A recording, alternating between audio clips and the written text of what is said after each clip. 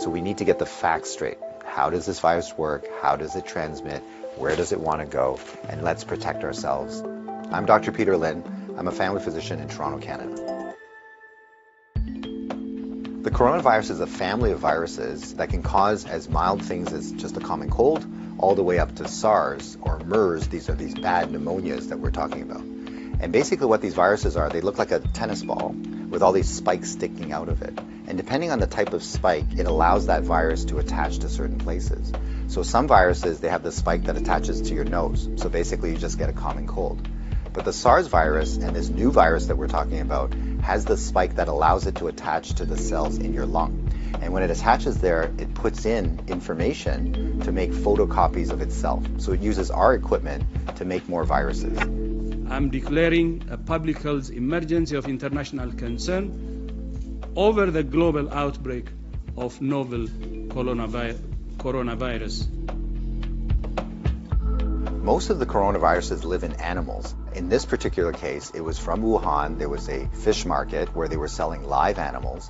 And the thought is that the virus was in a live animal, then it crossed into a human.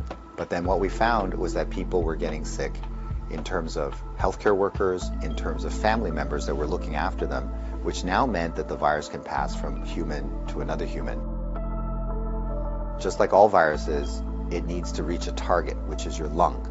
And it has to get there with your help. It has no feet and no wings. So therefore it needs us to move it there. So that's why we keep saying, don't hang around sneezy people because you're going to breathe it in.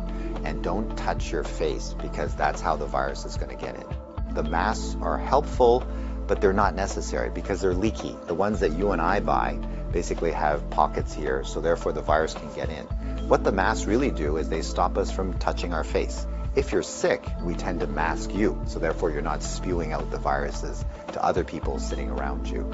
The true people that have the real masks are the N95. Those are sealed. These are for the doctors that may be caring for the patients. So in the beginning, the coronavirus will cause kind of like flu-like symptoms or a cold. So people just get the stuffy nose, that kind of thing. But you'll understand that as soon as that virus starts manufacturing in your lung cells, they're producing all these copies of the virus, all of a sudden now you kill the lung cells. So now you can't exchange oxygen, and that's why one of the early symptoms is people get very short of breath and they tend to have a difficult time breathing, and that's why they end up in hospital. So currently, unfortunately, we don't have a direct treatment for the coronavirus. So we don't have a medication that can kill it off. And so it's really supportive. So in other words, the patient can't breathe, we give them oxygen, help them to breathe. They can't drink, so therefore we give them fluids to support them. Their kidneys begin to shut down, we help them with all those things. So it's a very supportive process. This is a new virus that we've never seen before. So our immune system, our army, are having a hard time figuring out what to do. So usually what we have to do is we make something called antibodies.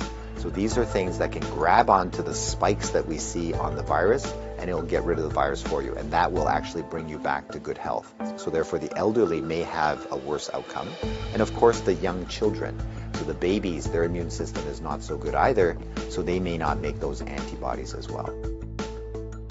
So just remember, your hands may be with virus. Virus cannot hurt you because it can't get through the skin, but the moment I do this, now I've brought the virus right to where it wants to go. So let's remember not to touch our hands to our face. So let's say you think that you might have been on a plane or you might have bumped into somebody that has it.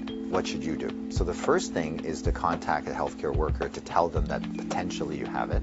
If you're feeling symptoms and you're going to go into a facility, call ahead. Okay, so whether you're calling the paramedics or whether you're calling the hospital or your doctor, just mention that you were on a flight. If you don't have any symptoms, then what we do is a little bit of a self-quarantine. In other words, we can just keep you away from other people, and so you don't go into parties, don't go with your friends, don't go into public transportation. So we can contain it very easily by making sure that you do a self-confinement, so to speak, for the, let's say, 7 to 14 days is the longest incubation time. So after that, if you're feeling well, then you don't have anything to worry about.